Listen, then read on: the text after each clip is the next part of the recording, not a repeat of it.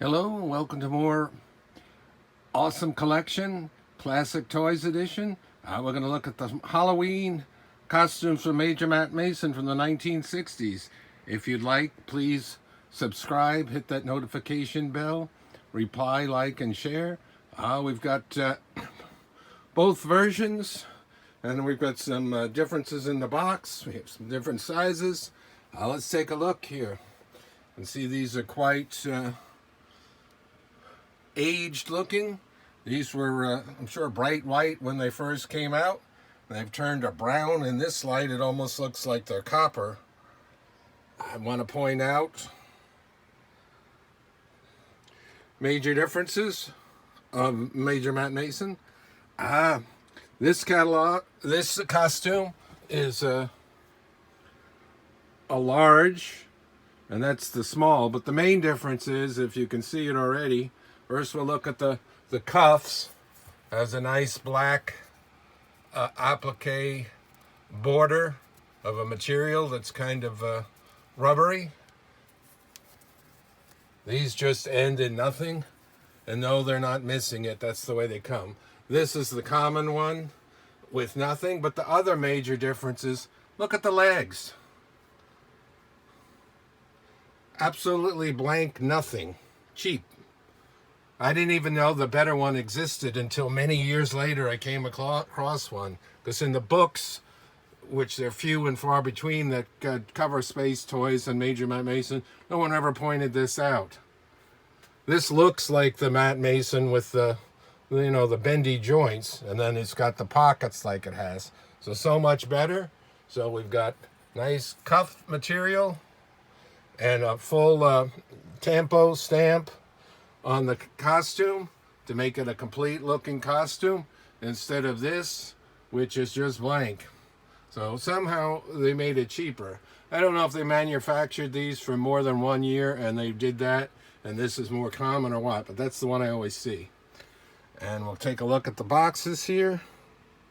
Small, 1967 Mattel. There's a medium, 67 Mattel. 67 Mattel large. And look at this on the, this is Collegeville. Folks that know vintage costumes and stuff, along with Ben Cooper, this was the top two brands that made pre-made costumes for kids in the 1950s, all the way through the 80s and maybe even the 90s. Collegeville. But look at how they do this. And this, grant you, this is all the same year. That's pretty cool. This one, they've got the official on there. That's a copyright. And then a Halloween costume. This one's nice with the sparkles.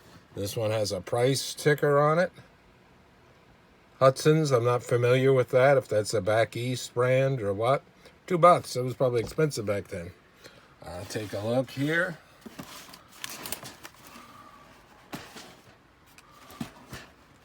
And then the back is blank, so they're pretty much the same. I have the other one elsewhere. So this part of the box is the same.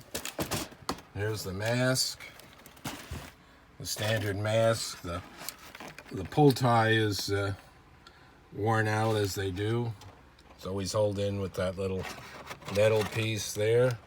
So cool mask from Matt Mason. This one's worn, that one's worn. These always usually, the cellophane gets worn out. Hard to get a really nice one. That one at least doesn't have the hole in it. Because when you try to jam the costume back in there and the mask, there's not a lot of room. I can see far from perfect, but a lot of people didn't save these or thrown out or one use or whatever, so they're not rare. They come up, but they're hard to get in great shape. If I ever saw one in like unused, I'd buy it. So that's neat for this. I'm going to post this. This is early October. I'm filming this, so I'll probably add this closer to Halloween time when I post this one for the collection.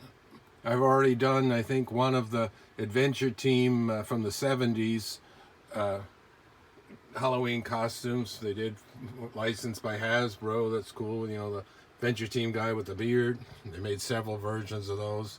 See if I can get more of those out before Halloween. None. So that's a neat additional something for the complete is Matt Mason collector, not just the toys. Ooh, the toys.